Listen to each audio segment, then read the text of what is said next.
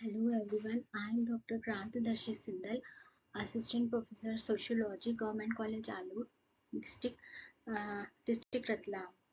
Dear students, आज हम सतत विकास और इसके तीन स्तंभों पर चर्चा करेंगे जो कि हमारी अर्थव्यवस्था और पर्यावरण के बीच में संतुलन स्थापित करने का एक प्रमुख आधार है। 1987 में ब्रुकलैंड आयोग के अनुसार जो डेफिनेशन दी गई है वह है सतत विकास वह विकास है जो भविष्य की पीढ़ियों की अपनी आवश्यकताओं को पूरा करने की क्षमता से समझौता किए बिना वर्तमान की आवश्यकताओं को पूरा करता है। अब स्थिरता क्या है? स्थिरता और सतत विकास दोनों ही एक दूसरे से जुड़े हुए हैं। दोनों का जनरली एक ही अर्थ माना जाता है, हालांकि इनमें थोड़ा सा अंतर है।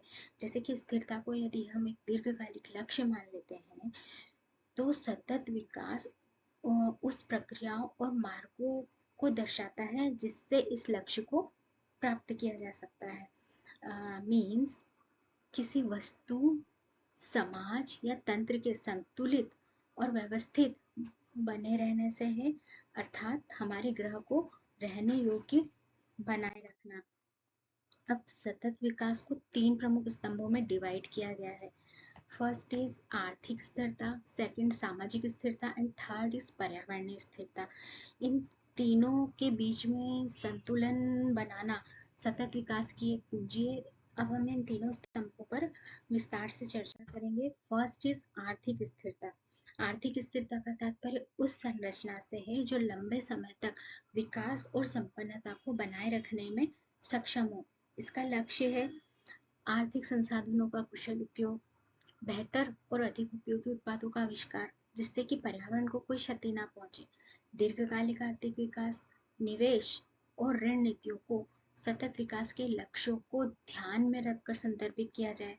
रोजगार के अवसरों का सृजन और गरीबी उन्मूलन। फॉर एग्जाम्पल, एक ऐसा उद्योग जो अपने प्राकृतिक संसाधनों का विवेकपूर्ण उपयोग करता है जिससे न केवल लाभ कमाया जाता है बल्कि भविष्य में भी संसाधनों का संरक्षण होता है।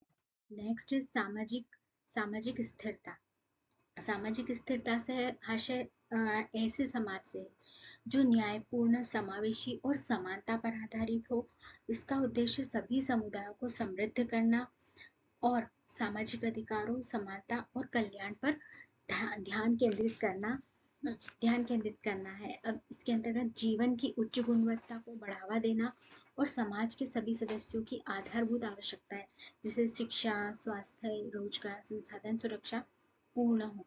फिर लैंगिक समानता, सामाजिक न्याय और मानवाधिकार, सभी सदस्यों के लिए समान अवसर और परिणाम, लोकतांत्रिक प्रक्रियाओं को लागू करना और बनाए रखना, सांस्कृतिक विविधता को बढ़ावा देना, उसके साथ ही उन्हें प्रोत्साहित करना बढ़ावा देने के लिए, तथा हमारी जो परंपराएं हैं उनका सम्मान करना। फॉर एग्जाम्पल, एक ऐसी विकास परियोजना जो स्थानीय समुदायों के जीवन स्तर को बेहतर बनाने पर ध्यान देती है और उन्हें विकास में भागीदार बनाती है।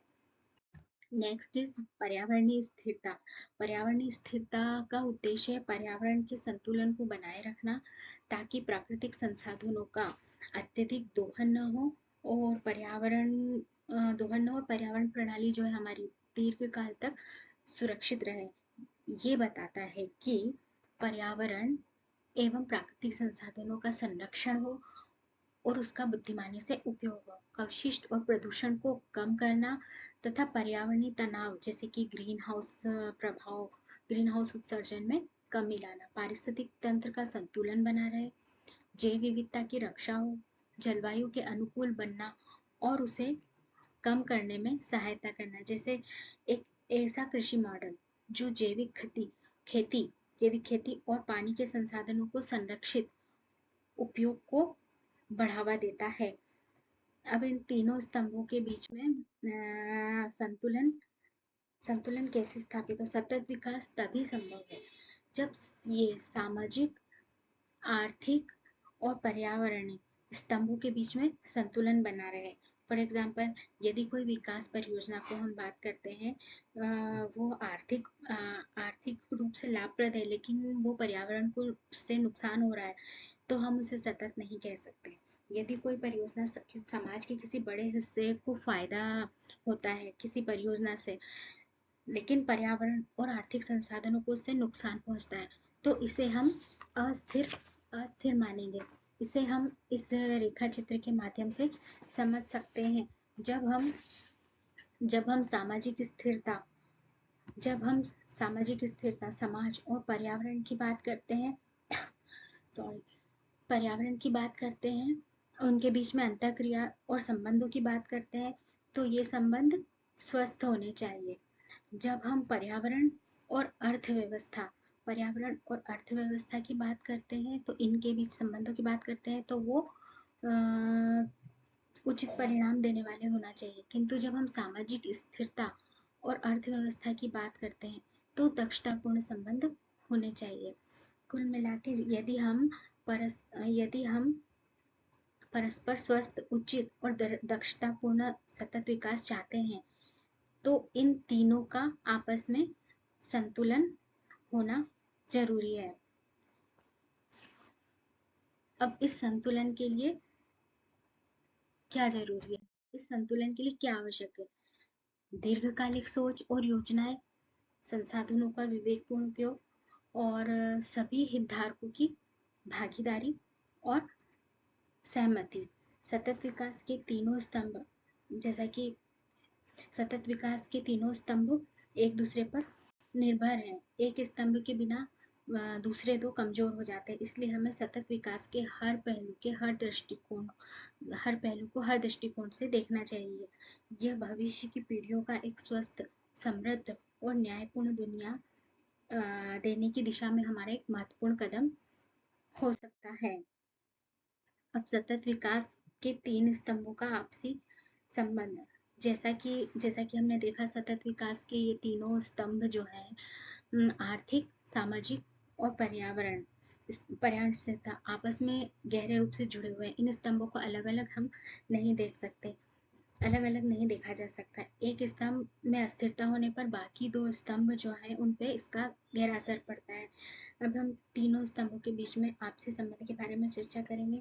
पहले हम आर्थिक और सामाजिक स्थिरता का संबंध यदि देखें, तो आर्थिक विकास का सीधा प्रभाव जो है वो सामाजिक कल्याण पर पड़ता है। जब अर्थव्यवस्था मजबूत होती है, तो रोजगार के अवसर बढ़ते हैं, आय का स्तर ऊंचा होगा और शिक्षा, स्वास्थ्य जिसे क्षेत्रों में निवेश संभव होता है। लेकिन यदि आर्थिक विकास असमान रूप से होता है, तो समाज के बड़े हिस्से को इसका लाभ नहीं मिलता है, तो असमानता बढ़ सकती है।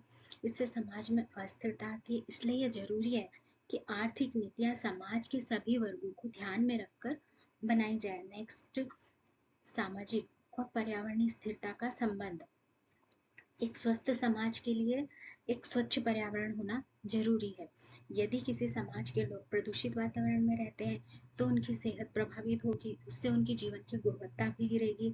वहीं दूसरी ओर पर्यावरण को संरक्षित रखने के लिए समाज के हर वर्ग की भागीदारी जरूरी है।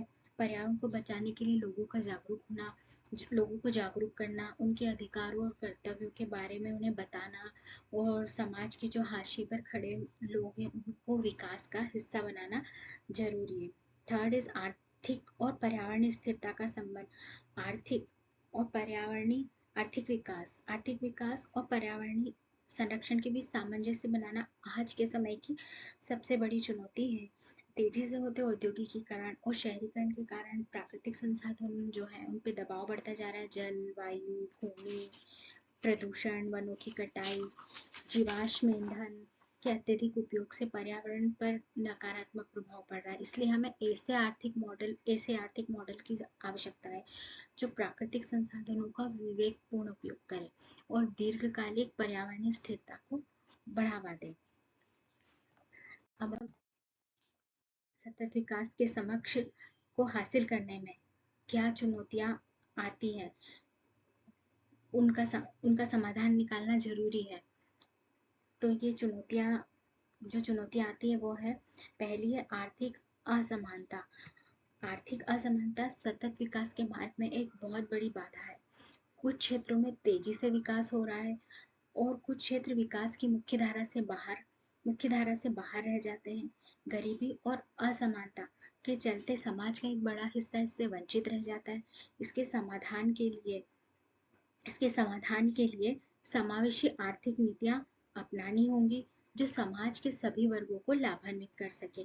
नेक्स्ट है प्राकृतिक संसाधनों का अत्यधिक दोहन। वर्तमान समय में क्या हो रहा है, औद्योगिकीकरण और उपभोक्तावाद के कारण प्राकृतिक संसाधनों का अत्यधिक दोहन हो रहा है। जल, वन, खनिज, जीवाश्म ईंधन जैसे जो संसाधन है जो कि हमारे लिए बहुत उपयोगी है, जीवाश्म संसाधनों का अति उपयोग न केवल से पर्यावरण को नुकसान हो रहा है बल्कि भविष्य की पीढ़ियों के लिए भी वह समस्याएं उत्पन्न कर रहा है। सतत विकास के लिए जरूरी है कि हम संसाधनों का विवेकपूर्ण और पुनरुत्पादक उपयोग करें। थर्ड, जलवायु परिवर्तन। जलवायु परिवर्तन के कारण पूरे विश्व में मौसम की विषम परिस्थितियां बनी हुई है, जैसे सूखा, बाढ़, समुद्र स्तर में वृद्धि हो रही है। इसका सीधा असर गरीब और कमजोर वर्गों पर पड़ता है, जिनके पास ऐसी आपदाओं से निपटने के लिए साधन नहीं होते हैं। जलवायु परिवर्तन को रोकने के लिए हमें अंतर्राष्ट्रीय स्तर पर प्रयास करने की जरूरत है। नेक्स्ट है तकनीकी असमानता। तकनीकी प्रगति ने विकास की दिशा में नई गति ला दी है, लेकिन ये भी सच है कि तकनीकी संसाधनों तक सभी वर्गों की समान रूप से पहुंच नहीं होती है। डिजिटलीकरण और तकनीकी नवाचारों में भी असमानता है, जो ग्रामीण और शहरी, धनी और गरीब क्षेत्रों के बीच में अंतर को बढ़ाती है। नेक्स्ट है सतत विकास के लक्ष्यों की क्रियान्वयन की चुनौती। सतत विकास के लक्ष्यों को प्राप्त करने के लिए जो नीतियां बनाई जाती है, लेकिन उनके क्रियान्वयन में काफी कठिनाइयां आती हैं। कई बार प्रशासनिक और राजनीतिक इच्छा शक्ति की कमी और संसाधनों की अनुपलब्धता और समाज के सभी वर्गों की भागीदारी न होने पाने के कारण यह प्रक्रिया धीमी हो जाती है। अब इन चुनौतियों से निपटने के लिए कुछ महत्वपूर्ण कदम उठाए जा सकते हैं, जैसे समावेशी नीतियां और योजनाएं। विकास की योजनाएं जो है बनाते समय सभी हितधारकों की भागीदारी सुनिश्चित की जाए, और विशेषकर समाज के हाशिए पर खड़े जो समुदाय है उसको विकास में शामिल किया जाना चाहिए, ताकि वे भी सतत विकास के लाभों का आनंद ले सके। फिर स्वच्छ ऊर्जा और हरित प्रौद्योगिकी का उपयोग। पारंपरिक ऊर्जा स्रोतों की जगह स्वच्छ ऊर्जा स्रोत जैसे सौर ऊर्जा, पवन ऊर्जा, जल ऊर्जा के उपयोगों को बढ़ाना, साथ ही हरित प्रौद्योगिकी और नवाचारों को बढ़ावा देना, जिससे पर्यावरण को कम नुकसान हो। जागरूकता और शिक्षा। सतत विकास के लक्ष्यों को प्राप्त करने के लिए समाज के हर वर्ग को इस दिशा में जागरूक करना आवश्यक है। शिक्षा और प्रशिक्षण के माध्यम से लोगों को संसाधन के विवेकपूर्ण उपयोग, पर्यावरण संरक्षण और समाज के प्रति उनके उत्तरदायित्व के प्रति जागरूक किया जाना चाहिए। स्थानीय स्तर पर क्रियान्वयन। सतत विकास के लक्ष्यों को सफलतापूर्वक प्राप्त करने के लिए स्थानीय स्तर पर योजनाओं का क्रियान्वयन किया जाना आवश्यक है। स्थानीय सरकार और समुदाय को इस प्रक्रिया में शामिल करके लक्ष्यों को अधिक प्रभावी ढंग से प्राप्त किया जा सकता है। मतलब कुल मिला के सतत विकास का लक्ष्य एक ऐसी दुनिया बनाना है जहाँ समाज, अर्थव्यवस्था और पर्यावरण में संतुलन बना रहे, हर किसी को समान अवसर मिले। इसके लिए हमें तीनों स्तंभों सामाजिक, आर्थिक और पर्यावरणीय स्थिरता को समान महत्व देना होगा। चुनौतियां तो बहुत है, लेकिन सही नीति, तकनीकी नवाचार और सामूहिक प्रयासों के माध्यम से इनका समाधान संभव है। हाँ, ये हम सभी की जिम्मेदारी है कि हम सतत विकास की दिशा में अपने अपने स्तर पर योगदान दें, ताकि एक स्थायी और समृद्ध भविष्य की नींव रखी जा सके। यह विषय आज के समय में जितना महत्वपूर्ण है, उतना ही भविष्य की दिशा तय करने में सहायक होगा। सतत विकास एकमात्र मार्ग है जो हमारे ग्रह और हमारे समाज की दीर्घकालिक समृद्धि को सुनिश्चित कर सकता है। Thank you very much.